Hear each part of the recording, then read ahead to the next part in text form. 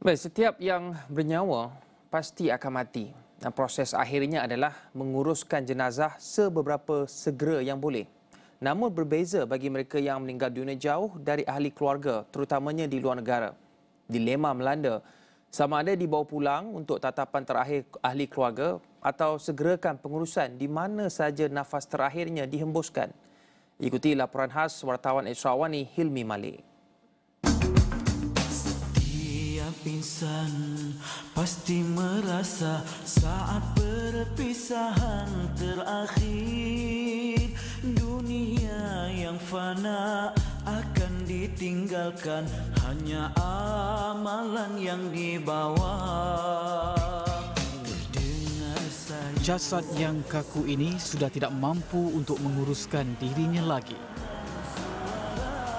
Yang ada adalah ihsan warisnya yang masih hidup untuk menghantarnya ke negeri abadi. Ramai yang masih berpegang kepada istilah mahu menatap wajah insan disayangi buat kali terakhir, walau insan itu berada ribuan batu jauhnya. Wang ringgit mungkin bukan ukuran.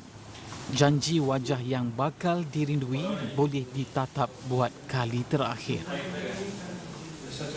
Dek kerana sayang, ramai yang tidak sedar jenazah insan tersayang itu terseksa dengan pelbagai prosedur yang perlu dilalui. Prosedur itu tidak dilihat ahli keluarga, sebaliknya hanya ditanggung oleh jenazah itu sendiri. Semua jenazah yang diimport atau untuk dieksport perlu menjalani proses awetan.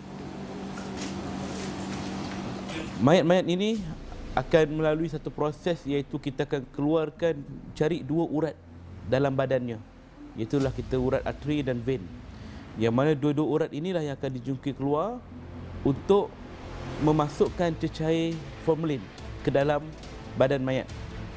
Kita akan gunakan lebih kurang jenazah dewasa dalam 12 liter cecair formalin yang bertujuan untuk mengawet mayat supaya dia dapat bertahan lebih lama dan juga memejalkan darah yang tertinggal dalam badan mayat. Samping itu, bila ubat tu masuk atau formalin tu masuk, maka dia akan menendang keluar darah. 70% badan kita ini ada cecair, maka sebahagiannya ialah darah, semua jadi buang keluar. Prosedur kedua pula ialah untuk kita kaedah yang dinamakan sebagai cavity embalming, iaitu satu kaedah membuang segala cavity ataupun organ-organ dalaman badan. Iaitulah selain daripada darah tadi, organ-organ itu ialah jantung, hati, limpa, usus, perut, kuning kencing, buah pinggang. Semuanya perlu dibuang keluar, divacuum keluar, kerana itulah punca mayat cepat mereput dan membusuk. Dan dia akan dirodok daripada perut ni naik ke atas. Kita akan sedut dia menggunakan satu besi keroka dan seterusnya organ-organ tadi semua akan dibuang ke tangki septik. Dan setelah itu barulah mayat akan diuruskan secara biasa, iaitu mandi kafan. Dan ia memakan masa dalam tempoh 1 hingga 2 jam. Islam itu sendiri menuntut agar disegerakan pengurusan jenazah. Hukumnya pula mudah. Andai tiada keperluan, maka ia jatuh haram. Selari dengan saranan Rasulullah SAW, di mana seseorang itu meninggal dunia, maka di situlah tempatnya berkubur. Saya sarankan supaya difahamkan kepada mereka, supaya jauh lebih baik kita kebumikan di tempat kita meninggal dunia atau saudara kita meninggal dunia, kerana itulah yang disebut dalam hadis. Dan kita tengok ramai para sahabat yang meninggal dunia di tempat yang jauh, maka dikebumikan di sana. Banyak riwayat menyebut ataupun hikayat juga ataupun sejarah menyatakan bahawa disuruh kita begitu bertertib dan berlembut ketika kita menguruskan jenazah, sama ada ketika mandi, ketika kafan, bahkan sampai kita bawa ke kubur sehingga dengan selamatnya.